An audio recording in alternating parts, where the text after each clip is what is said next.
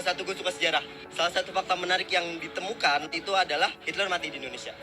Oke, apakah Hitler mati di Indonesia?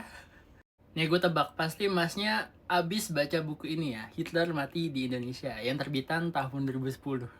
Nah, sayangnya di sini gue akan menginfokan bahwa Hitler Mati di Indonesia itu adalah sebuah hoax atau misinformasi yang sudah lama menyebar memang, sudah agak lama penyebarannya. Jadi itu bukan merupakan fakta sejarah. Gue sendiri pertama kali tahu kalau ini adalah sebuah hoax atau misinformasi dari blog Enigma yang artikelnya pertama kali terbit di tahun 2013. Nah, ini artikelnya judulnya Apakah Hitler Mati di Indonesia? Analisa, foto, dan kesimpulan yang terbit di 13 Mei 2013. Jadi inti ceritanya, Hitler itu nggak meninggal di bunkernya, di Führer Bunker di Berlin, tapi dia sempat lolos dan pergi ke Sumbawa jadi dokter di sana, jadi kepala rumah sakit di sana, ya jadi dokter, dengan nama Dr. Poch, lalu menikah dengan wanita Sunda yang namanya Sulaesi. Nah, lalu ini adalah foto dari Dr. Poch dan istrinya Sulaesi, teman-teman. Dan tentu aja ini berlawanan dengan sejarah yang sebenarnya, di mana Hitler dan istrinya Eva itu meninggal duluan di bunker sesaat sebelum Uni Soviet itu mengambil alih bunker di Berlin. Jadi Hitler dan Eva itu bunuh diri pakai pil cyanida dan menembakkan pistol ke kepalanya, jeder gitu. Jadi keduanya ini udah meninggal sesaat sebelum Uni Soviet masuk ke bunker. Bahkan tentara merah itu mengabari Stalin waktu itu bahwa si Hitler ini udah meninggal memang 10 jam setelah penemuan mayatnya. Makanya klaim bahwa Hitler masih hidup dan tinggal di Sumbawa di Indonesia itu agak aneh karena berlawanan banget sama cerita sejarahnya. Jadi mari kita detailkan kenapa ini tidak benar berdasarkan artikel dari Enigma dan paper yang nanti akan gue jelaskan. Nah, menurut artikel dari Enigma, dia itu menggunakan teknik membandingkan bentuk lobe dari kuping Hitler dan kuping Dr. Poch.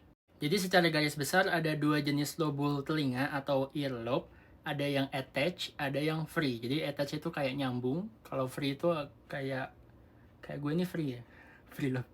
Kenapa membandingkannya dengan bentuk earlobe? Karena bentuk earlobe sendiri cenderung tidak berubah dari kita muda hingga kita tua. Tetap attach atau tetap free ya, free lobe atau attach lobe. Di perbandingan pertama, Hitler punya kuping free lobe, sedangkan Dr. Poch punya kuping attach lobe. Ini menggunakan foto yang lain.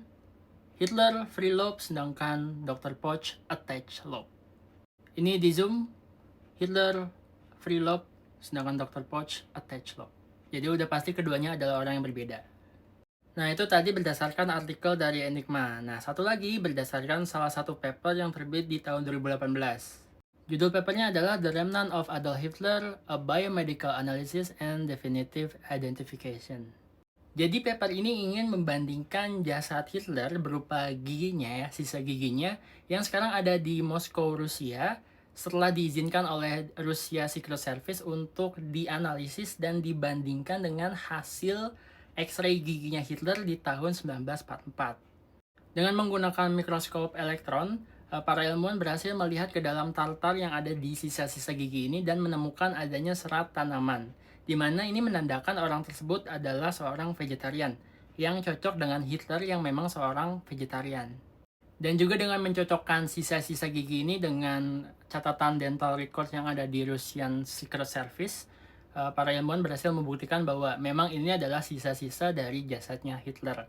Dan sudah pasti ini adalah Hitler, teman-teman. Oh ya, bagi yang mau baca papernya, gue udah sertakan di drive gue yang bisa diakses lewat website gue di bio TikTok gue. Jadi kesimpulannya adalah Hitler tetaplah meninggal di bunkernya, yang dimana kemudian jasadnya itu diamankan oleh tentara merah Uni Soviet. Beda sama Dr. Poch yang ada di Sumbawa, itu bukanlah Hitler ya. Beda.